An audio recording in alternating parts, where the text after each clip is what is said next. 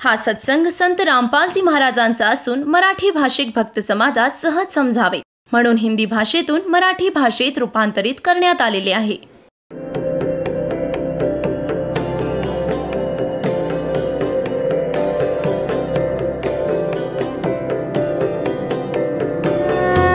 और ज्ञान सब ज्ञान डी कबीर ज्ञान सो ज्ञान और जैसे घोड़ा तोब कायम करता चले मैदान. जगद्गुरु तत्वदर्शी संत रामपालजी महाराजांचे अमृत वचन सर्व पवित्र धर्मांच्या व पवित्र शास्त्रांच्या आधारावर. तर परमात्मा सांगतात की तुम्ही या सुविधा बघून अशा समजुतीत आहात की भगवान मोठा दयाळू आहे आणि मग दुःखच दुःख कोसळवतो. कोणाचं कुटुंब नष्ट झालं, कोणाची आई मारली गेली, कुठं पूर आला, कुठे रोगाने, कुठे दुर्घटनेत हाहाकार माजलाय किंवा अन्य कोणत्या आजाराने. तर त्यावेळी तुमची बुद्धी एवढी नाही चालत की ही वीज का कोसळली या कुटुंबावर. आपण विचार करतो की आपण नाही मरणार, आपण ठणठणीत आहोत. त्या दुर्घटनेच्या आधी ते देखील ठणठणीत समजत होते. तर हा भ्रम दूर होईल या सत्संगातून, कारण की हा सत्संग आहे आणि भगवानाने दिलेले सांगितलेले ज्ञान आहे, 100% सत्य आहे. आपण वेगवेगळ्या व्यवस्थेत अनेक दिवसांपासून बांधलेले आहोत, त्यामुळे बऱ्याच वेळा आपली बुद्धी स्वीकार नाही करत की हे असं कसं होईल. हा कसं खातो. शरीर तर इथेच राहतं. जसं काजू, तुम्ही बदाम पाहिले असतील. बदाम वरचं कव्हर खायचं नसतं, आत गर असतो. अशाच प्रकारे हे शरीर जे वरचं असतं ते तर आतला गर करण्यासाठीचं कव्हर आहे. म्हणजे सूक्ष्म शरीर आहे याच्या आत. त्याच्या आत आपण सर्व आयुष्यभर जे खातो पितो आणि जी काही व्यसनं करतो त्या सगळ्यांचा अंश त्या सूक्ष्म शरीरात लुप्त होतो. बाकी तर शरीर या स्थूल शरीराचं पालन पोषण करण्यातच व्यस्त असतं आणि काही त्याच्या आत सामावतं.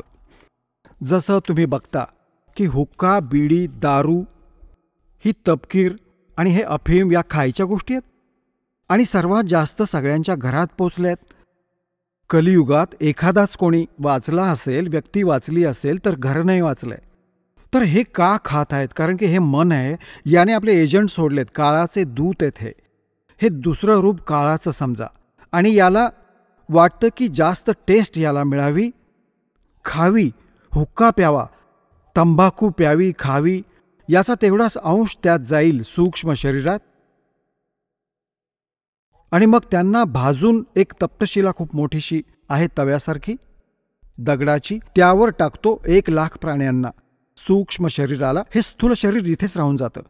याच्या अंतिम संस्कारात आपण व्यस्त असतो. कधी याचे पिंड घालतो, कधी गंगेत सोडतो, कधी 13वा करतो आणि तो तप्तशिलेवर भाजला जात असतो. तर मग त्यातून जी घाण निघते ते सूक्ष्म शरीर भाजल्यावर जीव मरत नाही सूक्ष्म शरीरात, परंतु दुःख खूप होतं. ह्याला हा काळ खातो. ज्या कारणाने त्याने इथे तुम्हाला पाळलं आहे, थांबवलं आहे. आता इथे प्रश्न एक अजून येतो मनात. सृष्टीरचना तर तुम्ही वाचता, तिथे हे लिहिलेलं आहे की परमात्म्याने याला शाप दिला. 1,00,000 मानव शरीरधारी प्राणी नित्य खाण्याचा. तर कारण की आपण लेकरे आहोत, आपल्या मनात शंका ढिगभर येतात जेव्हा पहिल्या वेळी हे ज्ञान ऐकतो तेव्हा. तर बऱ्याचशा त्रुटी जाणवतात की परमात्म्याने 4 युगे याला का देऊ केली, 3 युगे का दिली, आधीच नकार द्यायचा होता. हे आधी तर तुम्हाला तिथे अडवतच होते सतलोकात की तुम्ही नका जाऊ, याचं म्हणणं नका ऐकू, याच्याकडे नका बघू. तेव्हा कुठे आपण ऐकलं होतं? तेव्हा भगवानाला आपण धोका दिला आणि आपल्या पायावर कुऱ्हाड मारून आज इथे हे गाढव कुत्रा होऊन इथे दुःख भोगत आहोत. तर परमात्म्याला माहीत होतं की सतयुग त्रेता द्वापारमध्ये हे माझं नाही ऐकणार, कारण की यांना सुख मिळेल यांच्याच कर्माचे, मागच्या संस्कारांचे. जे सतलोकातून धन घेऊन आले होते भक्तीचे, आता ते तुमचं चालत राहिलं आणि कलियुगात आल्यावर ते संपून जातं. आणि परमात्मा तुम्हाला अशी भक्ती देईल जी दास तुम्हाला देईल, तुम्ही तेवढेच चार्ज व्हाल त्या भक्तीने, या मंत्रांनी. आणि तेवढेच भक्तियुक्त व्हाल जेवढे तिथून संचित होऊन आला होतात. भक्ती सॅच्युरेटेड होती, परिपूर्ण होतात. आणि याचे कर्ज देखील उतरेल ज्या कारणाने थांबवता येतो तुम्हाला. तर असे आपण परत जाऊ. ती भक्ती दासाकडे उपलब्ध आहे, या विश्वात कोणाकडेच नाहीये. आणि आता सगळ्यांचे कल्याण होईल जर या मार्गावर चालू लागलात तर. हे तर मालकाचं वचन आहे, होणार.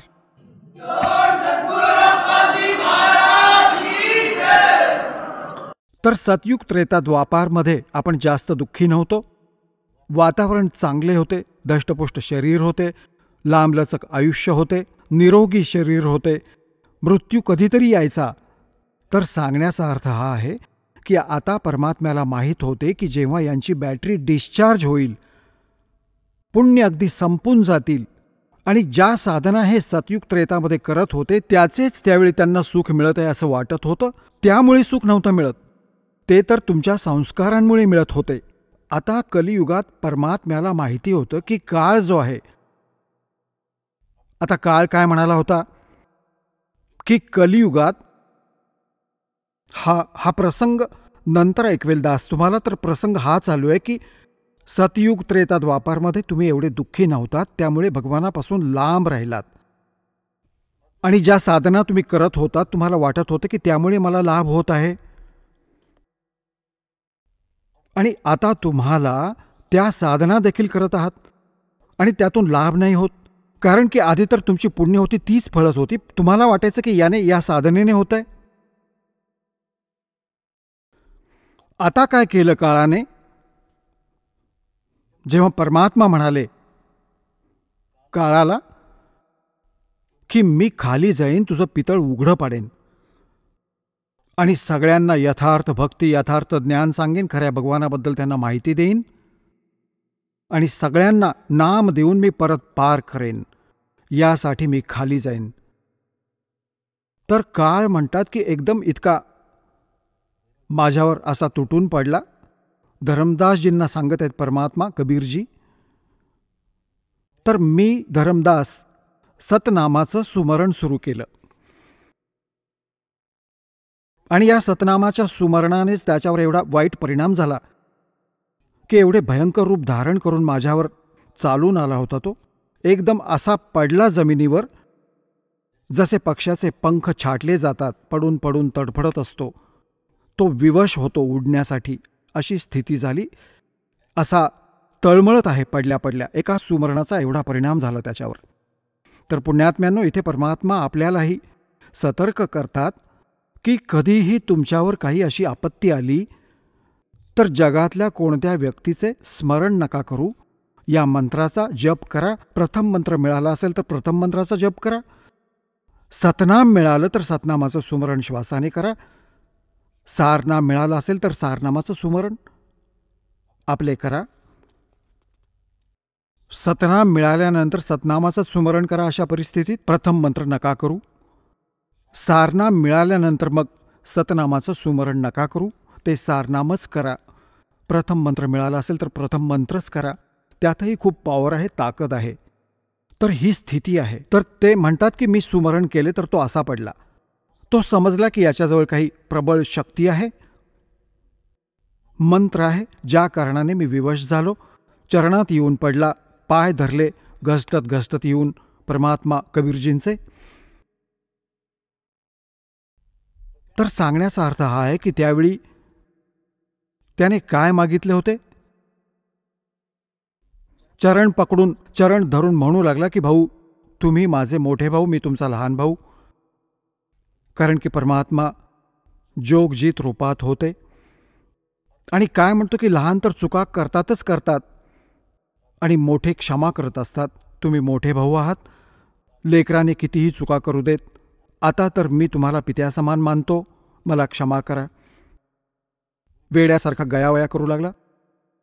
कबीर साहेब परमात्मा म्हणतात की मी त्याला म्हणालो की ठीक आहे, क्षमा केली. मग म्हणाला की एक काम करा, माझ्या इथे काही त्रुटी आहेत माझ्या लोकात. तुम्ही तर परमात्मा तुल्य आहात, आपण तर त्याची शक्ती घेऊन आला आहात. माझ्यासाठी तर तुम्हीच परमात्मा आहात, तुम्हीच पिता आहात. माझ्या काही त्रुटी आहेत, माझ्याकडे काही अभाव आहे, त्याची पूर्तता करा, दया करा. परमात्मा म्हणाले की बोल बाबा, काय मागतोस? असे नाही, वचनबद्ध व्हा. परमेश्वर कबीरजी वचनबद्ध झाले. तेव्हा याने काय मागितले की 3 युगात जीव थोडेच घेऊन जा. और चौथा युग जब कलयुग आवे तब तो शरण जीव बहुत जावे. ऐसा वचन हर मोय दीजे, तब तुम गमन संसार ही कीजे. की 3 युगात जीव थोडेच घेऊन जा आणि चौथ्या युगात तुम्ही कितीही जीव घेऊन जा. परमात्मा म्हणाले की बाबा ठीक आहे, असंच मान्य करतो, मी कलियुगात घेऊन जाईन. एक अजून आहे माझी प्रार्थना. परमात्मा म्हणाले बोल काय आहे? की तुम्ही तुमचं ज्ञान देऊन घेऊन जा. जे तुमच्या ज्ञानाला मानतील ते तुमचे, आणि तुमचे ज्ञान मानणार नाहीत ते आमचे. तुम्ही बळजबरीने नेऊ नका. परमात्म्याला माहीत होते की बळजबरीने तिथे कोणी घेऊन गेलो तरी टिकणार नाही, तिथे थांबूच नाही शकत जोपर्यंत हे ज्ञान हृदयात नाही सामावणार. परमेश्वराची वाणी आहे की ज्ञान संपूर्ण हुआ नहीं, हृदय नहीं छदाए, और देखा देखी भक्ति का यू रंग नहीं ठहरा. तर परमात्म्याने तथास्तु केले की हो बाबा, तुझं म्हणणं ऐकलं. मग हा म्हणाले की एक अजून विनंती आहे माझी, चल ती देखील सांग. तर आधी माझे दूत जातील, माझे संदेशवाहक जातील, आणि मग तुमचा अंश येईल, तुमचा प्रचारक येईल. परमात्मा म्हणाले की हे देखील देऊन टाकले तुला, काही हरकत नाही. मग त्याने काय मागितले की 2 प्रार्थना माझ्या अजून आहेत, चल त्या देखील सांग. की सतयुग त्रेतामध्ये माझा पुत्र जाईल, राजा दशरथाच्या घरी जन्म घेईल, त्याच्यावर एक संकट येईल, त्याच्या संस्कारांमुळे त्याच्या पत्नीचे लंकेश्वर अपहरण करेल, आणि तो खूप शक्तिशाली असेल, सर्व खालच्या देवतांना देखील आपल्या कैदेत ठेवलेलं असेल. त्यांना सोडवण्यासाठी एक बहाणा बनवावा लागेल, त्याची पत्नी पळवेल तो. परंतु समस्या अशी होईल की तो पूल नाही बांधू शकणार समुद्रावर लंकेत सेना घेऊन जाण्यासाठी. तो पूल बांधून द्या, तुम्ही दया करा. आता पुण्यात्म्यांनो, जसे आता श्रीराम आणि श्रीकृष्ण किंवा विष्णूजी आहेत, आणि विष्णूजी तर आहेत परमात्म्याचेच आत्मा, हे इथे त्यांना काही पद मिळाले, या 3 लोकांचे प्रधान केले. आता हे असे मिरवत आहेत, माहिती नाही आपण काय झालोत. यांच्या मृत्यूनंतर हे 84 लाख योनींमध्ये तुमच्यासारखे प्राणी होऊन फिरत असतील इथे. आता इथे सगळ्यांना भुरळ पडली. परमात्मा म्हणतात मेरे साथ 2 भाई, मैंने सब जग भूल्या पाया. सगळ्यांना भुरळ पडली आहे. एक ना भूल्या, 2 ना भूलेत, और भूली सब संसारी, और ब्रह्मा विष्णू महेश देख लो, तीनों देवा गरबारी. हे असे सोंग करून बसलेत, विवाह करून बसलेत, जसे हलणारच नाही कोणी इथून, आणि यांचं आयुष्य निश्चित आहे. तर सांगायचा भाव हा आहे की हा आत्मा परमात्म्याचा आहे. जेव्हा हे दुःखी होतात तेव्हा तेच येऊन यांची मदत करतात. आत्तापर्यंत आपण जसे आपल्याला पूर्वी काही दुःख ओढवायचे तेव्हा भगवानाचे स्मरण करायचो आणि आपले संस्कार ठीक असायचे, तर ते भगवानच मदत करायचे. आपल्याला वाटायचं की हनुमानजींनी केलं हे काम. आता समजलं की हनुमानजी तर एक भक्त माणूस होते, तर भगवानांच्या स्तराचं काम भक्त कसे काय करू शकेल. आणि श्रीराम आणि कृष्ण यांच्या शक्तीबद्दल आपल्याला समजलं की हे कोणाच्याही संस्कारात फेरबदल नाही करू शकत. तर परमात्म्याने ते तथास्तु केले की ठीक आहे, त्याचा पूल देखील मी बांधेल. मग त्याने परत प्रार्थना केली की द्वापारमध्ये माझा पुत्र याच विष्णुरूप श्रीकृष्ण रूपात जाईल, आणि तो एक शरीर सोडल्यानंतर एक मंदिर बांधेल जगन्नाथाच्या नावाने, आणि समुद्र ते बांधूनही देणार, कारण की जेव्हा तोच आत्मा श्रीराम रूपात जातो तेव्हा समुद्राला दरडावून धमकावतात. अग्निबाण दाखवला होता श्रीरामचंद्रजींनी की एकतर रस्ता दे नाहीतर तुला जाळून टाकेन. तर ब्राह्मण रूप धारण करून समुद्र बाहेर आला होता. कारण की या समुद्राच्या जो एक पाण्याचा एक देवता आहे वरुण, आणि त्याच्या अधीन हे सर्व इतर लहान देवता आहेत. समुद्राची एक वेगळी देवता आहे. तर तो बाहेर अवतरून आला ब्राह्मण रूप धारण करून. तेव्हा त्याने प्रार्थना केली होती, विनंती केली होती की असे करू नका. जरी हा समुद्र जाळून टाकलात तरी रस्ता तुम्हाला तरीही नाही मिळणार, कारण ही दरी तयार होईल हजारो कित्येक हजार फूट खोल. असे काम करा. त्यांनी उपाय सांगितला की नल आणि नील नावाची 2 माणसं आहेत, तुमचे सैनिक आहेत. त्यांच्याकडे त्यांच्या गुरुदेवांनी दिलेली एक शक्ती आहे. तर नल नील त्रेतायुगात परमात्मा आले होते. जसे कलियुगात कबीर नावाने होते तसे त्रेतामध्ये मुनींद्र नावाने आले होते. नल आणि नील त्यांचे शिष्य झाले होते. खूप मोठी कथा आहे, परत सांगेन, परंतु आज जो प्रसंग चालू आहे तो वेगळा आहे. तर परमात्म्याने तर यावेळी काळाने रामचंद्रजींनी समुद्राला दरडावले, धमकावले, समज दिली होती, ज्यामुळे तो खूप नाराज झाला. मग त्याने काय केले? श्रीकृष्ण रूपात जेव्हा श्री विष्णूजी म्हणजे श्री रामचंद्रजी आले तर त्यांनी मृत्यूपश्चात एक इंद्रदमन नावाचे राजा होते ओरिसाचे, त्यांना स्वप्नात म्हणाले की माझे एक मंदिर बांध आणि या स्थानी बांध समुद्राच्या किनारी आणि जगन्नाथ नाव दे. तर जेव्हा ते जगन्नाथाच्या नावाने मंदिर बांधायला, तर काळ म्हणाला होता की तो समुद्र तो प्रतिशोध घेईल. जेव्हा श्रीराम रूपात याने त्याला दरडावलं, धमकावलं होतं, अग्निबाण दाखवून जाळायचा विचार केला, त्याला अपमान वाटला, त्याचा बदला घेईल आणि ते बांधू नाही देणार मंदिर. खरे पाहता परमात्मा मंदिराच्या विरोधात होते, तरीही त्यांनी त्याची ती गोष्ट पण मान्य केली. परंतु परमात्मा हे म्हणाले होते की त्या मंदिरात ना कोणती मूर्तीपूजा होईल आणि ना कुठली बकवास गोष्ट चालेल, तर मी त्याची मदत करेन. तेव्हा तो म्हणाला होता, ठीक आहे जी, जसे तुम्हाला योग्य वाटेल तसे करा, पण ही दया करा. तर सांगण्याचा भाव हा आहे की याने अट ठेवली होती. मग जेव्हा परमात्म्याने सर्व मान्य केले तेव्हा उभा राहिला. काम झाले, मतलब निघाला, बाळखुश म्हणू लागला, ठीक आहे, आता बेशक जा जोगजीत संसारामध्ये.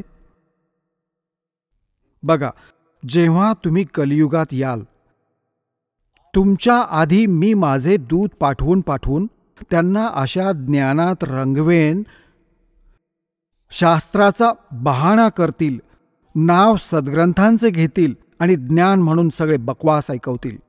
तीर्थ व्रत जप तप मन लाऊं, देवल धाम और पत्थर पुजवाऊं. आणि अजून अनेक प्रकारचे, जसे कुठल्या व्रतांवर लावले आणि अजून अनेक प्रकारचे, आणि म्हणतात द्वादश पंथ करूं मैं सादा, नाम तुम्हारा ले करूं आवाजा. अरुण द्वादश पंथ नाम जो ले ही, हमरे मुख में आन समोई. त्या 12 पंथांमध्ये जो कोणी नाम घेईल, दीक्षित होईल, जे मी कलियुगात चालवेन, तर ते सगळे माझ्याच मुखात येतील. जावो जोग जीत संसारा, जीवन मन कहा तुम्हारा. जीव तुम्हारा कहा न माने, हमरी ओढ़ हो बाद बखाने. की जीव तुमचे म्हणणे ऐकणार नाहीत आणि माझ्या बाजूने उभे राहून म्हणजे माझे वकील होतील आणि तुझ्याशी वाद विवाद करतील. तो म्हणाला होता की पर प्रथम अंश हमारे जाई, पीछे अंश तुम्हारा आई. ऐसा वचन हर मोय दीजे, तब गमन संसार ही कीजे. तर इथे एक प्रश्न अजून उभा राहतो की हे तुम्हाला जे दास सांगू इच्छित होता की भगवानाने, परमेश्वरजींनी ही 3 युगे नव्हती द्यायला पाहिजे. ते तर अंतर्यामी होते. ते अंतर्यामी होते म्हणून तर नाही दिले. तेव्हाच तर दिले की सतयुग त्रेता द्वापारमध्ये तुम्ही भगवानांना ओळखू शकला नसतात. 4ही युगात आलेत मालक. सतयुगात सतसुकृत नावाने आणि 5 वर्ष वयात मनूसारख्यांना घा मांडला होता. पण ते मानतील तेव्हा ना. परमात्म्याला वामदेव म्हणू लागला तो मनू आणि हे अन्य त्याचे सहकारी ब्राह्मण गुरु. वामदेवाचा अर्थ होतो उलटा देव. हे म्हणतात ब्रह्मा विष्णू महेश परमात्मा. परमात्मा काय हे तर भक्तियोग्यही नाही आहेत.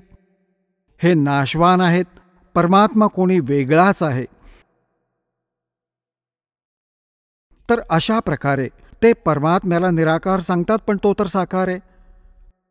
तर उलटे ज्ञान तर त्यांचे होते आणि परमात्म्याला उलटा देव म्हणू लागले. वाम म्हणजे उलटा. जसे एका राईट हँडला उजवा हात म्हणतात आणि लेफ्टला उलटा हात म्हणतात, वाम. तर वामदेव नाव ठेवलं त्या मालकांचं आणि ऐकलं नाही आपण एकही. कारण सर्व सुखी होते. वेळच्या वेळी खाणे आहार होता, मोठी मोठी सुदृढ शरीरे होती आणि मस्त मजा मस्ती करत होतो. असेच द्वापारमध्ये, असेच त्रेतामध्ये. त्रेतामध्ये परमात्मा आले. सत्ययुगात सतसुकृत नावाने, त्रेतामध्ये मुनींद्र नावाने आणि कलियुगात द्वापारमध्ये करुणामय नावाने आणि कलियुगात कबीर नावाने. जर आपण यासाठी मालक आले की होऊ शकते की कोणाची तरी बुद्धी जागेवर येईल, परंतु आपण मानलेच नाही. आता मानू. आता आपण मानत आहोत. तुम्ही मानत आहात म्हणून तर लाखोंच्या संख्येने दासाच्या बाजूने झालात. प्रमाण समोर आहे आणि तुमचे समाधान समोर आहे. किती सुख देत आहे भगवान, जे भगवानच देव करतो. ज्या भगवानांची पूजा करायचा तुम्ही त्यांच्याकडून हे काम झालं नाही म्हणून मालकांनी येताच केलं. तर भगवान आता भेटला तुम्हाला.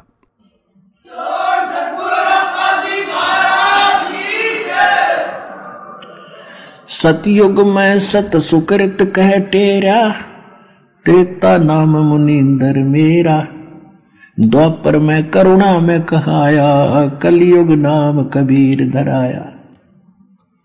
चारों युग में मेरे संत पुकारे, और कोक कहा हम हेल रे, हीरे माणिक मोती बरसे, ये जग सुगता डेल रे.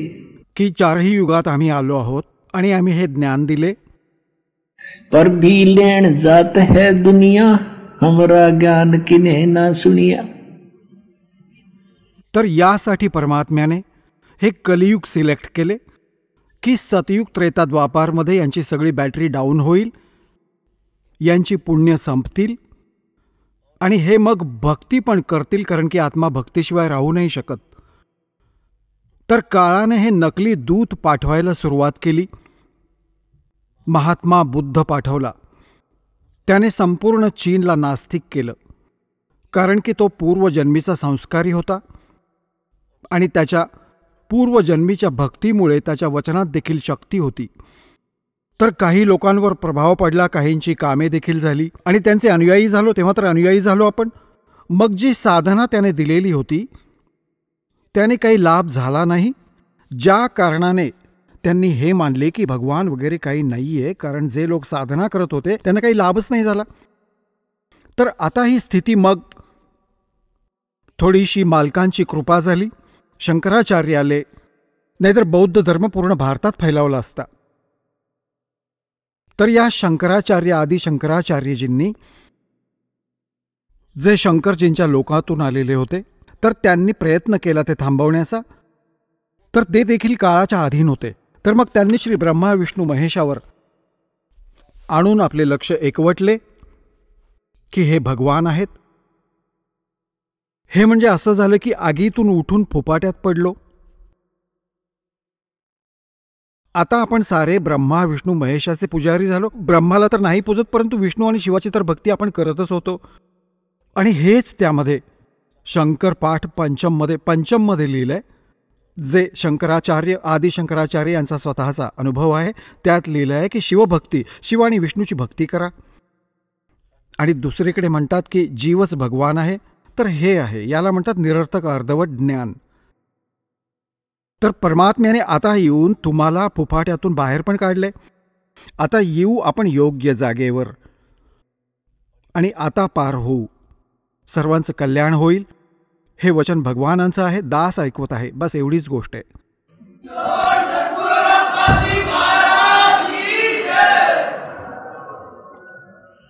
आता याने जो दास आज प्रसंग ऐकू इच्छित आहे तो हा आहे की द्वादश पंथ करूं मैं साजा, नाम तुम्हारा ले करूं आवाजा. द्वादश पंथ नाम जो ले ही, वो मेरे मुख आन समोई. और अनेक पंथ चलाऊं, या विद जीवों को बरवाऊं. आता 12 पंथ तर या कबीर साहेबांच्या नावाने चालले आहेत, गरीबदास पंथापर्यंत. त्याच्यानंतर हा राधास्वामी पंथ, हा तर पक्का काळाचा एजंट होता. हा शिवदयालजी यांचा कोणी गुरु नाहीये. आणि परमात्मा काय म्हणतात, गुरु बिन माला फेरते, गुरु बिन देते दान, गुरु बिन दोनों निष्फल हैं, ते पूछो वेद पुराण. आता हे जे या शिवदयालजीकडे काय डोंबल ज्ञान होतं, क ख माहीत नव्हतं भक्तीमधलं, आणि कसा जुलूम केला याने. याचे जे अनुयायी आहेत, जे राधास्वामी पंथाशी संबंधित आहेत, त्यांचीच एक ब्रांच धनधन सद्गुरू सच्चा सौदा शिरसा आणि जगमालवाली तिथे आहे. आणि त्यातूनच बियासमध्ये हे सावंत सिंहजीचे शिष्य होते खेमामलजी, जे सच्चा सौदा शिरसा मध्ये ज्यांनी डेऱ्याची स्थापना केली. आणि ते सावंत सिंहजीचे शिष्य होते. सावंत सिंहजींचा एक चेला कृपाल सिंह, त्यांना तिथे गादी मिळाली नाही आणि इथे दिल्लीला जाऊन आपली वेगळी स्थापना केली आपल्या गादीची आणि झाले गुरु मनमुखी. असेच शिरसामध्ये. तर सांगण्याचा भाव हा आहे की यांच्याकडे काहीही ज्ञान नाहीये, क ख देखील माहिती नाहीये भक्तिमार्गातला. आणि अजून एक पाठ पडवला की वेद आणि गीतेची आपल्याला गरज नाहीये. आम्हाला वेद आणि गीतेची गरज नाहीये, कारण आमच्या गुरुची जी वाणी आहे शिवदयालजींची, ते दुरूनच आले होते, ते धनी होते, परमधनी. त्यांनी जी वाणी सांगून ठेवली आहे, तर ती संतवाणी श्रेष्ठ आहे. शिवदयालजींचे जे वचन आहे ते अगदी सत्य आहे. आणि मग ते हे देखील म्हणतात की वेद देखील कोणीतरी लिहिलेलेच आहेत, गीता देखील कोणी मनुष्यानेच लिहिली आहे. अशा प्रकारची बतावणी करून ते भोळे श्रद्धाळू या काळाच्या पंथात अजून दृढ होऊन बसलेत. आता त्यांना तर माहिती नाही लेकरे आहेत, या दासाला ज्ञान झाले. दासाचा आत्मा रडत आहे की यांच्यासोबत काय होईल पुढे जाऊन. मला काही हौस नाही मला निंदक म्हणवून घ्यायची. हे निंदक म्हणतात, रामपाल तर निंदा करतो. याचे तर हेच काम आहे की आमच्या गुरुबद्दल काही बाई बोलत राहतो. तुमच्या गुरूंना हा दास काय म्हणतो की ते एक पुण्यात्मा होते आणि चांगले आत्मे जे असतात, पूर्वीचे पुण्यकर्मी प्राणी असतात, ते ज्या कुठल्या क्षेत्रात जातात त्यांना सफलता मिळत जाते. जर शिवदयालजी राजकारणात आले असते तर पंतप्रधान झाले असते. हे आता काळाला यांचा दुरुपयोग तिथे करायचा होता. संत मतात मिसळलं आणि कखचं ज्ञान नाही आणि जगाला भ्रमित केलं. करोडोंच्या संख्येने बुडवलं. आधी याचं ज्ञान ऐकवतो, कसं ज्ञान आहे ते.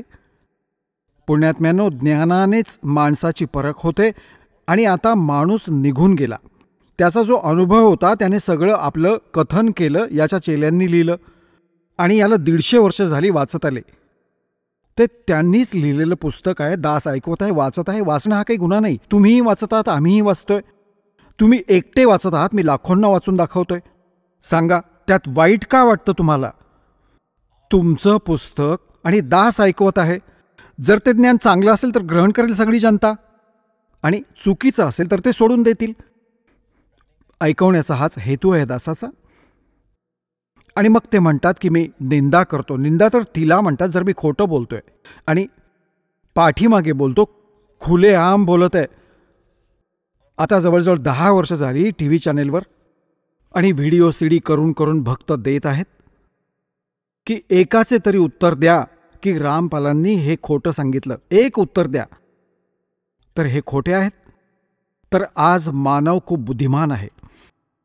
पूर्णतः शहानिशा करून घेईल. आता हा आपोआप इथे येईल. सारे विश्व नाम घेईल आणि सोडून देईल या नकलींना. तर थोडीशी झळक दाखवतो. केवढा होता बघा. हे पुस्तक आहे सारवचन राधास्वामी वार्तिक. हे राधास्वामी सारवचन राधास्वामी वार्तिक हजूर स्वामीजी महाराज राधास्वामी सत्संग ब्यास. हे कुठून छापलंय? हे आहे प्रकाशक आहेत जगदीशचंद्र सेठी, सेक्रेटरी, राधास्वामी सत्संग ब्यास, डेरा बाबा जयमलसिंह, पंजाबहून.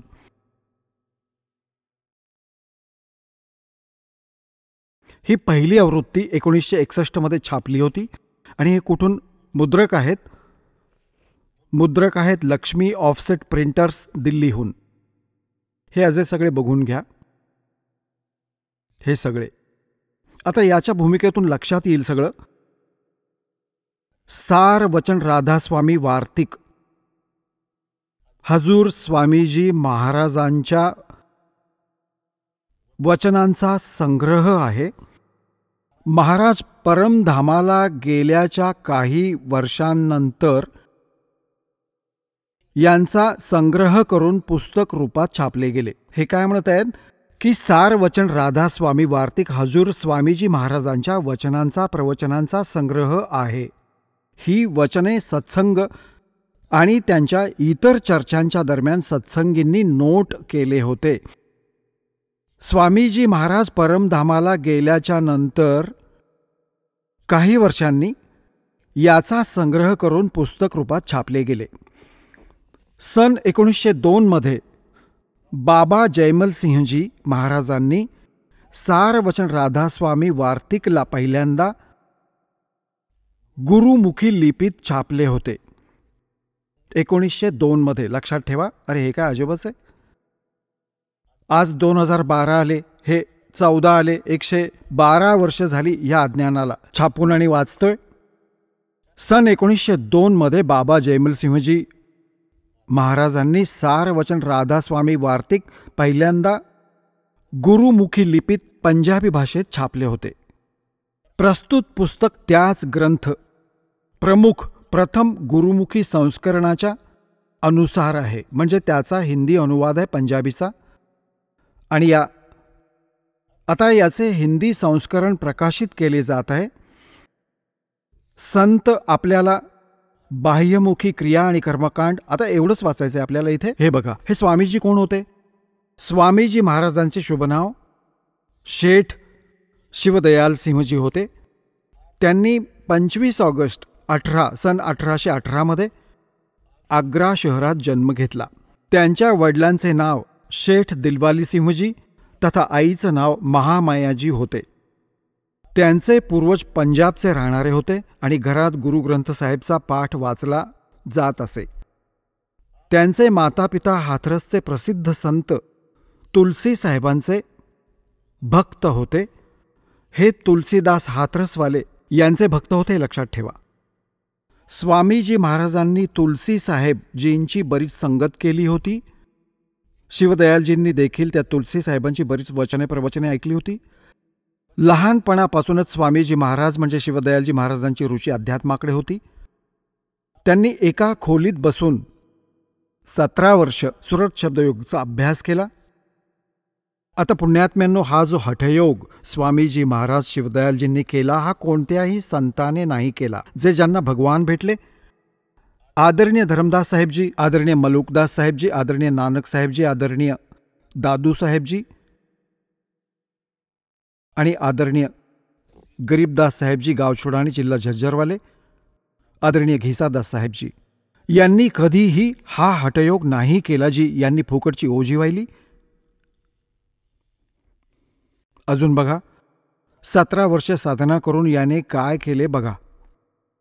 हे 6व्या पानावर वाचत आहोत. आणि सन 1861 मध्ये वसंत पंचमीच्या दिवशी जाहीरपणे साधारण सत्संग आणि सुरत शब्दयोगचा उपदेश सुरू केला. सन 1861 मध्ये साधना वगैरे करून हा 1861 मध्ये सत्संग करण्याजोगता झाला. त्याच्या जेव्हा योग्य झाला सत्संग ऐकवण्याच्या, याला जसा अनुभव मिळाला, जसा भगवान जाणला. आता बघा, कबीर साहेब, गुरु नानक साहेब, रविदास, दादू पलटू तुलसी साहेब इत्यादी महात्म्यांचा देखील हाच उपदेश होता. आता बघा यांनी कसे काम केले. हीच गोष्ट चुकत राहिली की हे खोटं बोलत राहिले आणि या महापुरुषांची आणि सद्ग्रंथांची नावं घेत राहिले की त्यात देखील असंच लिहिलंय. त्यांनीही हीच भक्ती केली होती, हीच नामे जपली होती, दादू साहेबांनी, नानक साहेबांनी आणि रविदास साहेबांनी आणि कबीर साहेबांनी. तर साधारण माणसाने विचार केला की अरे एवढा मोठा पोहोचलेला माणूस आहे, खरंच बोलत असणार, सर्वांनी स्वीकार केलं, ठीक आहे, त्या महापुरुषांनी अशीच नामे जपली असतील जे शिवदयालजींनी जपले आणि आपल्याला देत असत. आता बघा हाच उपदेश होता. शम्स तरबेज, मौलाना रोम, हाफिज इत्यादी फारसी संतांचाही हाच मार्ग होता. आता आपण इथे येऊया. बाबा जयमल सिंह यांचा जन्म जुलै सन 1839 ग्राम घुमान, जिल्हा गुरदासपूरमध्ये झाला. त्यांच्या वडिलांचे नाव सरदार जोध सिंहजी होते, तर आईचे नाव बीबी दया कौरजी होते. त्यांना लहानपणापासूनच गुरुवाणीची आवड होती बाबा जयमल सिंहना, आणि कमी वयातच त्यांनी गुरु ग्रंथ साहेबचे वाचन सुरू केले होते. गुरु ग्रंथ साहेबमध्ये जागोजागी 5 शब्दांचा उल्लेख आला.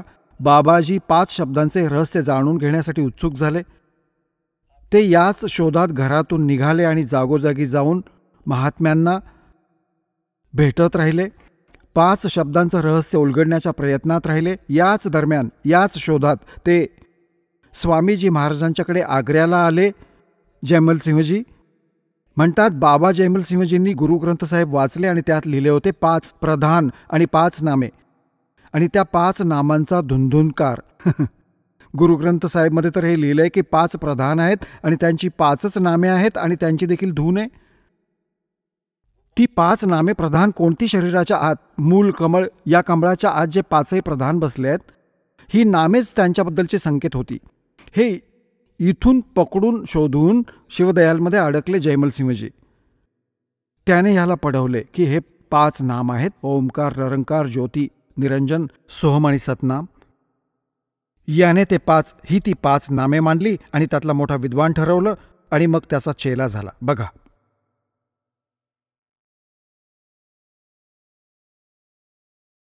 भेटून तर स्वामीजी महाराजांकडे आग्र्याला आले आणि त्यांच्याकडून सन 1856 नामदान प्राप्त केले. बाबाजींनी इमाने इतबारे रोजी मिळवण्याच्या विचाराने सन 1856 24 नंबर पंजाबी सैन्यात नोकरी केली आणि 32 वर्ष सेनेत नोकरी केल्यानंतर 18 ऑगस्ट सन 1889 पेन्शन प्राप्त करून रिटायर झाले. तसेच बियास नदीच्या किनारी येऊन राहू लागले. बियासला येऊन बाबा जयमलसिंहजींनी, बाबाजी महाराजांनी तिथे सत्संग सुरू केले. आता पुण्यात्म्यांनो, हे बघा, कमालीची गोष्ट आहे. सन 1856 जयमलसिंहजींनी दीक्षा घेतली. कोणाकडून? शिवदयाल सिंहजींकडून. आणि सन 1861 ते सत्संग करण्याजोगते झाले. तोपर्यंत तर तो साधक होता, अंडर ट्रेनिंग होता. त्यावेळी त्याने नाम दिले. आता बघा, हे तुमच्या समोर आहे की सन 1861 वसंत पंचमीच्या दिवशी जाहीरपणे सार्वजनिक सत्संग आणि सूरत शब्द योगचा उपदेश सुरू केला. त्या दिवशी नाम द्यायला सुरुवात केली 1861 आणि बाबा जयमलसिंह चेला झाला 1856, म्हणजे 5 वर्ष आधी. तोपर्यंत तर तो कच्चाच एक गुरु होता. आणि म्हणतात, कच्ची सरसम पेड़ का खेल खल भवाना तेल. अच्छा, मग 61 वर्षाच्या वयात सन 1818 शिवदयालजींचा जन्म झाला. 60व्या वयात त्यांचा मृत्यू झाला सन 1878. सन 1878 शिवदयालजींचा मृत्यू झाला आणि सन 1889 11 वर्षांनी बाबा जयमलसिंहने तिथे स्थापना केली. चेले तयार करू लागला बियासमध्ये. जर बाबा जयमल सिंहजीला नाम देण्याचा अधिकार असता तर त्याने आधीच सुरू केलं असतं, नोकरी देखील केली असते. जसा दासाला आदेश दिला होता माझ्या पूज्य गुरुदेवांनी. दास एक ज्युनियर इंजिनियर म्हणजे जेईच्या पोस्टवर सिव्हिलमध्ये हरियाणामध्ये नोकरीला होता आणि सन 1988 दासाला उपदेश मिळाला होता आपली नोकरी करायचा, भजनेही करायचा. 1988 मिळाले होते. 1994 6 वर्षांनी गुरुदेवांनी सांगितले की बाळा तू सांभाळ हे. तर 1994 पासून 1 वर्ष 1995 आपली नोकरीही करायचा, उपदेश देखील द्यायचा. आणि 1995 काम एवढे वाढले प्रचाराचे की नोकरीतून रिझाईन करावे लागले. तर जर याला उपदेशाचा आदेश असता बाबा जयमल सिंहजीला तर त्याच दिवशी सुरू केले असते याने. हा 1878 मरण पावला. 1889 हा गुरु होऊन नाम देऊ लागला. रिटायर होऊन ते बियास सुरू केले याने. तर याला आदेश नव्हता. जो काही खरा खोटा पंथ होता त्याला आदेश नव्हता. त्याने स्वतःचा झेंडा काढला आणि शिवदयालजीला कोणी गुरु नव्हता हे तुम्हाला प्रमाणित करेन. आधी याचे ज्ञान दाखवतो. हा कसा विद्वान होता तर मग कुठे गेले असतील. आणि म्हणतात समाधी लावा, जेव्हा तुम्हाला हेच माहिती नाही की समाधी कोणासाठी लावत आहात. तुम्हाला ना सतनाम माहिती आहे, ना सतलोक माहिती आहे, ना सत्पुरुष माहिती आहे. झूठा ज्ञान फिर ध्यान कहा लाओ, ये बाद विदा चतुराई. बघा,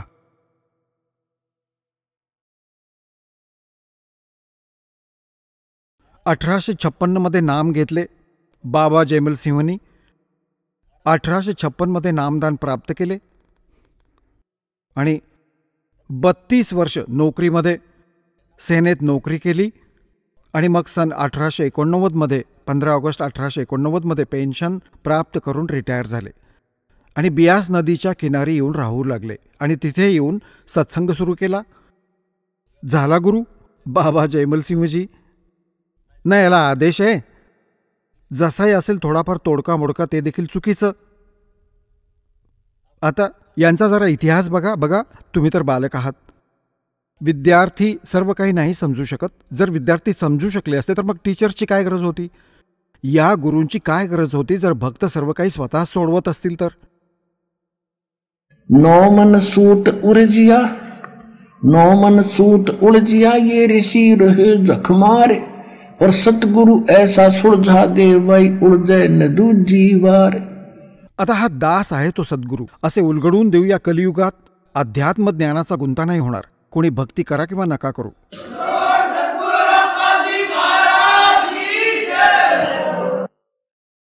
बघा कमाल. हे तर जयमल सिंहने येथे सुरू केले. आता जयमल सिंहचा शिष्य झाला सावंत सिंहजी.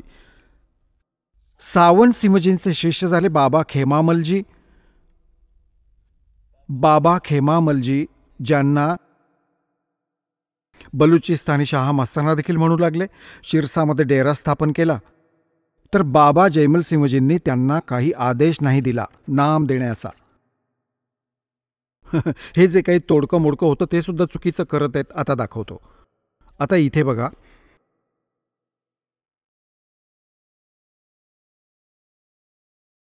पान नंबर 7 वाचत आहोत. तिथेच भूमिका आहे. सार वचन वार्तिक भूमिका. आपण पान नंबर 7 वाचत आहोत. 6 वाचले. 29 डिसेंबर 1903 बाबा जयमल सिंहजी महाराजांनी शरीर सोडले. त्यांच्या जाण्याच्या साधारण 6 महिन्याआधी त्यांनी त्यांचे प्रमुख शिष्य महाराज सावंत सिंहजींना आपले उत्तराधिकारी म्हणजे गादीचा वारस केले. उत्तराधिकारी ठीक आहे. हजूर साहेब महाराज सावंत सिंहजींचा जन्म 20 जुलै सन 1858 ग्राम जटाना जिल्हा लुधियाणामध्ये झाला. त्यांचे वडील सरदार काबिल सिंहजी सैन्यात सुभेदार मेजर होते. त्यांच्या आईचे नाव माता जीवनीजी होते. हजूर महाराज सावंत सिंहजींचा जी थॉम्सन इंजिनिअरिंग कॉलेज रुडकीमध्ये विद्या अध्ययन करून ते सैन्यात इंजिनिअरिंग विभागात नोकर झाले. आता काय हजूरांनी बाबा महाराजांकडून म्हणजे जयमल सिंहजी बाबा हजूर महाराजजी जेव्हा मरी पहाडावर सरकारी नोकरीमध्ये होते तेव्हा बाबा जयमल सिंहजी महाराज तिथे आले हजूरांनी बाबाजी महाराजांकडून 15 ऑक्टोबर 1994 नामदान प्राप्त केले. नाही, 1894 नामदान प्राप्त केले. हजूर महाराजजींनी 45 वर्ष पंजाब आणि देशाच्या इतर भागांमध्ये सत्संग आणि नामप्रचार केला. डेरा त्यांच्या काळात एका कॉलनीच्या रूपात विकसित झाला. बियासबाला म्हणजे सावंत सिंहजींची महिमा ऐकवत आहेत. त्यांनी 1.25 लाखापेक्षा जास्त जीवांना नाम दिले. तसेच त्यांच्या काळी अमेरिका, युरोप आणि दक्षिण आफ्रिकेमध्ये देखील संत मताचा प्रचार झाला. हजूर महाराज सावंत सिंहजींनी 20 मार्च 1948 मध्ये एक रिटायर्ड इच्छापत्र, रजिस्टर्ड इच्छापत्राद्वारे सरदार बहादूर जगतसिंहजींना आपले वारस नियुक्त केले. 20 मार्च 1948 मध्ये सावंत सिंहजींनी आपला उत्तराधिकारी केले, सरदार जगतसिंह, आणि 2 एप्रिल 1948 मध्ये निजधामी निघून गेले. आता झाली ही गोष्ट. पुढे ठीक आहे. आता हे लक्षात ठेवा की बाबा सावंत सिंहजी 2 एप्रिल 1948 मध्ये मरण पावले आणि जगतसिंहजींना आपला उत्तराधिकारी म्हणजे नामदान देण्याचा अधिकारी केले. मग इथे सच्चा सौदा शिरसाच्या स्थापनेत लिहिले आहे की 2 एप्रिल 1949 श्री शाह मस्तानाजी खेमामलजींनी आणि बाबा सावंत सिंहजींच्या आदेशानुसार डेऱ्याची स्थापना केली. त्या दिवशी नाम देऊ लागले त्यांच्याकडून आदेश प्राप्त करून. ते तर 1 वर्ष आधीच मरण पावले होते, दाखवतो. हे पहा, सद्गुरु के परमार्थिक करिश्मे एक पुस्तक आहे जे सच्चा सौदा शिरसामधून प्रकाशित आहे. भाग पहिला. आणि याचे संग्रहकर्ता पूज्य हजूर महाराज गुरमीत सिंहजी, डेरा सच्चा सौदा शिरसा, हरियाणा.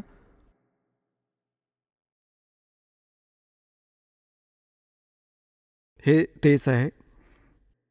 सर्व अधिकार सुरक्षित आहेत.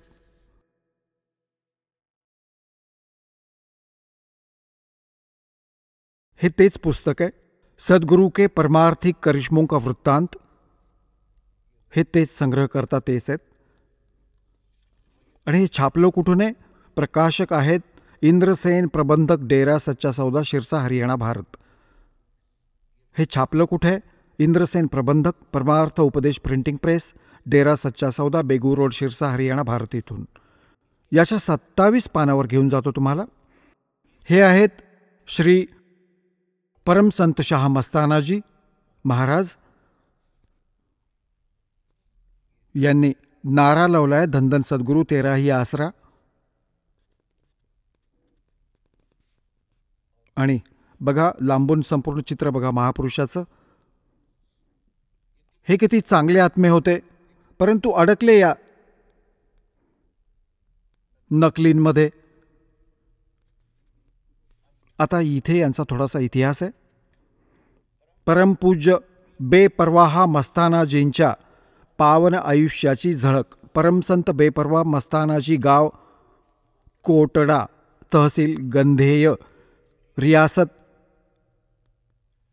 रियासत कुलाईत, बलुचिस्तानचे रहिवासी होते. त्यांच्या वडिलांचे नाव पूज्य श्री पिल्लामलजी होते, जे त्यांच्या गावातील शहाजी म्हणजे शेठजी होते. त्यांच्या पूज्य माताजींचे नाव त्यांच्या पूज्य माताजींचं नाव पूज्य तुलसाबाईजी होते. ठीक आहे. आता इथे बघा, विक्रमी संवत 1948 सन एवढे कार्तिक पौर्णिमेला कुळमालक प्रभू परमात्म्याने बेपरवाह मस्तानाजींच्या रूपात पूज्य माताजी श्री हे यांनी वेगळे विक्रम संवत होते 1948.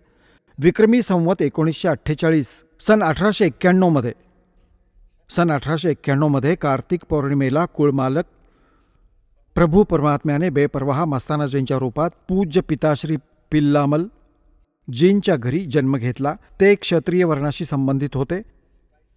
आता आपण 27 पानावर वाचत आहोत. इथं लिहिलंय की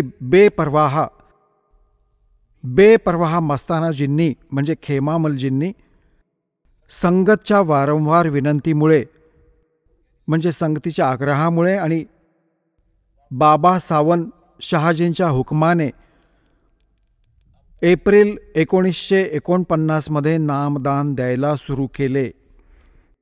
अक्कल बघा यांची. सन 1948 2 एप्रिल 1948 मध्ये तर सावंतसिंहजींचा मृत्यू झाला आणि 1949 मध्ये संगतीच्या आग्रहामुळे आणि बाबा सावंतसिंहजींच्या आदेशाने यांनी नाम द्यायला सुरुवात केली.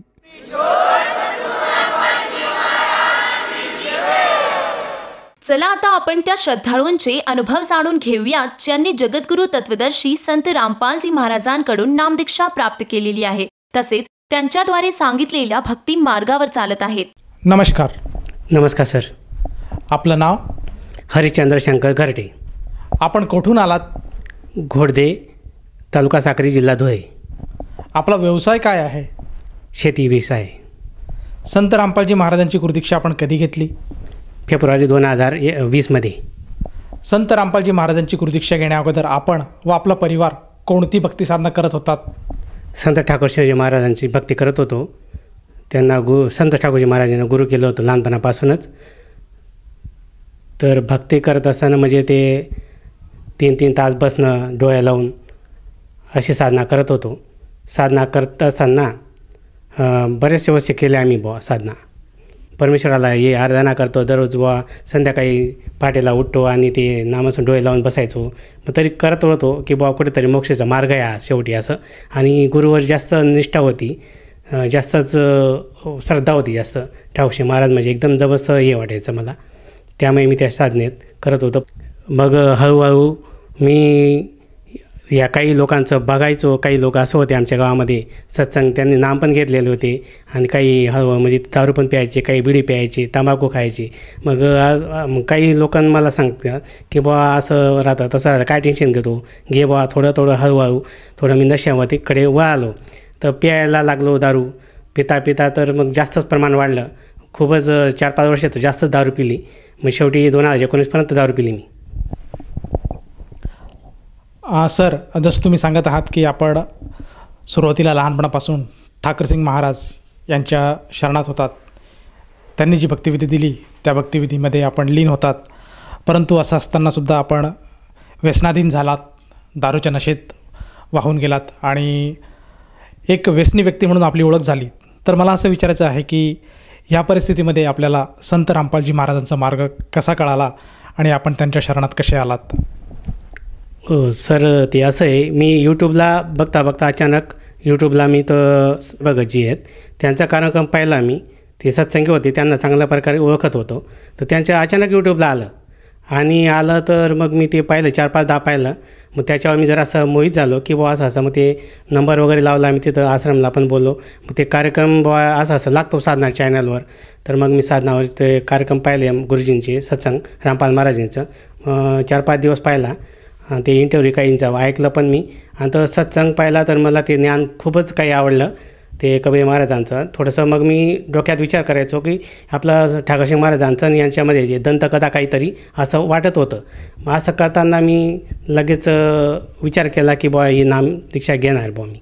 लगेच कॉल केला आणि डोळा सेंटरला नामदीक्षा घेतली. सर, जसं तुम्ही सांगत आहात की आपण यूट्यूबवर संत रामपालजी महाराजांचे जे अनुयायी आहे त्यांचे काही व्हिडिओ क्लिप्स बघितले. त्याचप्रमाणे आपण संत रामपालजी महाराजांचे जे चॅनल्सवर सत्संग येतात ते सत्संगसुद्धा आपण बघितले. आणि त्यानंतर आपल्याला असं वाटलं की आपण सुद्धा संत रामपालजी महाराजांची नामदीक्षा घ्यावी. आणि त्या अनुषंगाने आपण संत रामपालजी महाराजांकडे आलात आणि त्यांच्याकडनं नामदीक्षा घेतली. तर मला असं विचारायचं आहे, जेव्हा आपण संत रामपालजी महाराजांची नामदीक्षा घेतली त्यानंतर आपल्याला व आपल्या परिवाराला काय काय लाभ प्राप्त झालेत? हो सर, तर खूपच चांगला तुम्ही प्रश्न विचारला. सर्वात जास्त लाभ म्हणजे मला डोक्याचा खूप त्रास होता. तर मला नेहमी गोळी लागायची आणि संजय वराडे डॉक्टर आहेत नाशिकचे, त्यांच्याकडे स्टेटमेंट होती माझी. तर ते म्हणे तू जोपर्यंत आहे तोपर्यंत तुला ही गोळी कायम घ्यावी लागेल, कारण की डोकं माझं खूपच असं दुखायचं, जास्त त्रास व्हायचा. मी कोणाशी जास्त बोलू पण शकत नव्हतं. आत्तासुद्धा एवढं जो बोलत आहे एवढं बोलूनही शकत होतो मी, इथलं क्लिअर. आता मी एकदम चांगल्या पद्धतीने बोलू पण शकतो आणि सर्व काही हिशोब वगैरे सर्व काही करतो मी. जेव्हापासून नाम घेतलं त्या दिवसापासून तर एकदम जबरदस्त अंग असं शरीर एकदम हलकं हलकं झालं, डोकं हलकं झालं. आणि लगेच मी 2-3 महिने म्हणजे नाही 2-3 आठवडे मी थोडंसं डगमग झालो होतो. पण पुन्हा मी म्हटलं करून बघू, म्हटलं मी सत्संग ऐकत होतो ना नेहमी, म्हटलं मग करून बघू. तर केले मी, मंत्र जाप करत राहिलो. असं करता कालचा प्रभाव हटला. मग मला लाभ एकदम जबरदस्त जोरात सुरू झाले. तर त्या दिवसापासून आजपर्यंत डोक्याला कुठलाही काही त्रास नाही आणि कुठल्या शरीरामध्ये भरपूर मला काही व्याध्या होत्या, सर्व काही दूर झाल्यात. आज कुठं काही दुखत नाही, एकदम फ्रेश वाटतं. आणि एकदम संत रामपालजी महाराजांची खूप दयाकृपा झाली माझ्यावर. तर माझा पूर्ण परिवार सुखी आहे आणि आज शरीरामध्ये सुख, घरामध्ये सुख, सर्व काही सुख समाधान. आज गावाचे लोक पण सांगतात की तुझी तब्येत जबरदस्त सवरली आणि असं वाटत नव्हतं. सर्व म्हणायची की तू 15 दिवसमध्ये राहणार नाही, 1 महिन्यापर्यंत राहणार नाही बा, तू मरून जाशील, असं सर्व सांगायची. पण गुरुजींची काही अशी काही कृपादृष्टी झाली माझ्यावर. तर मग मी खूपच आता दररोज सत्संग ऐकतो, नामस्मरण वगैरे. एक पोरगा आहे, तो पण त्यांनी 7वीला आहे, तो पण नामस्मरण जप करतो. पोरगी करते, बाई आहे, ते त्यांचं पण चांगलं चालू राहतं. आता त्या बाईला पण त्रास होता थोडा गुडघ्याचा, तर मुक्कामार लागलेला होता. नामदीक्षा घेतल्यापासून त्या दिवसापासून तिचा पण मुक्कामार डायरेक्ट ठीक झाला. सर, जसं तुम्ही सांगत आहात की संत रामपालजी महाराजांची नामदीक्षा घेतल्यानंतर आपल्याला व आपल्या परिवाराला बरेचसे लाभ झालेत, जे काही कष्ट होते ते दूर झालेत. तर ह्या अनुषंगाने आपण जे आपले पूर्वीचे गुरुबंधू आहेत, त्याचप्रमाणे जो श्रोतावर्ग आज आपल्याला टी व्हीवर बघत आहेत, त्यांना आपण प्रामुख्याने काय संदेश द्याल? भगतजी, मी तर एकच सांगू शकतो त्यांना सरजी, की बाबा फक्त या संत रामपाल महाराजांचे पुस्तक वाचा किंवा टी व्हीवर, अनेक टी व्हीवर चॅनलवर येतात ते सत्संग, तेव्हा ऐका काही महिने. कारण की लगेच ते कार्यक्रम 1 दिवस 2 दिवस ऐकल्यावर काही ज्ञान समजत नाही, लगेच लोक टी व्ही बंद करून देतात. पण ते खरं ज्ञान काय आहे हे पूर्ण टी व्ही तुम्ही ऐकल्यावर प्रोग्राम कमीत कमी 1 महिने 2 महिने ऐका, मग नामदीक्षा ज्ञान बघा तुमच्या घरामध्ये कसं परिवर्तन होतो. सर, जसं तुम्ही सांगत आहात की संत रामपालजी महाराजांचे सत्संग जे आहेत ते ऐका, त्याचप्रमाणे त्यांनी जे पुस्तकं लिहिली आहेत, ज्ञानगंगा, जगण्याचा मार्ग, याचं अध्ययन करा आणि त्यांचं जर ज्ञान पटत असेल तर त्यांच्याकडनं नामदीक्षा घ्यावी. जर कोण्या साधकाला त्या सत्संगातनं किंवा त्या पुस्तकातनं असा बोध झाला आणि त्यांना वाटलं की आपण संत रामपालजी महाराजांकडनं नामदीक्षा घ्यावी, तर तो साधक किंवा ती व्यक्ती नामदीक्षा कशी घेऊ शकेल? बऱ्याचशा चॅनलवर ते सत्संग चालतात संत रामपालजी महाराजांचे. काही पुस्तक सेवा चालू आहेत गावागावामध्ये. पुस्तक वाचा, ज्ञानगंगा, जगण्याचा मार्ग, असं तर जिने के राह, तर ते वाचा आणि लवकरात लवकर नामदीक्षा घ्या आणि आपला पण मोक्ष करा. कायमचा सतलोकला जाण्याचा मार्ग आहे हा. दुसरीकडे एकच आहे, दुसरा मार्ग कुठलाच नाही. याच्याशिवाय सत्यमार्ग हा आहे. टी व्हीवर याच्या नामदीक्षा घेण्यासाठी टी व्हीवर मोबाईल नंबर वगैरे येतात, त्यांना कॉन्टॅक्ट करा आणि आपल्या ज्या जवळचे काही नामदान केंद्र आहेत त्यांना कॉन्टॅक्ट करून तुम्ही नामदीक्षा घेऊ शकता. सर, या नामदीक्षेसाठी त्या साधकाला किती पैसे मोजावे लागतात? नाही सर, पैसे ते कधी लागत नाही, फक्त भाव लागतो, बस, काहीच नाही याच्यापुढे. धन्यवाद. सत्साहेब.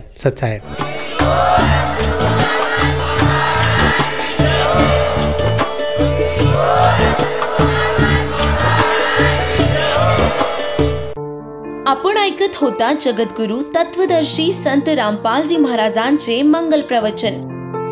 निशुल्क नामदीक्षा प्राप्त करण्यासाठी आणि अधिक माहितीसाठी संपर्क करा 7030303951 7030303952.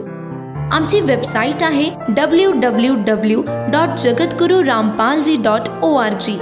सर्व पवित्र धर्मांच्या पवित्र शास्त्रांवर आधारित प्रमाणित अनमोल पुस्तक ज्ञानगंगा किंवा जगण्याचा मार्ग यापैकी कोणतेही एक पुस्तक निशुल्क मागविण्यासाठी आम्हाला आपले पूर्ण नाव, पूर्ण पत्ता, पिनकोड सहित आणि फोन नंबर लिहून 7030303951 7030303952 या नंबरावर SMS करू शकता किंवा आम्हाला 7030303950 या नंबरावर WhatsApp देखील करू शकता.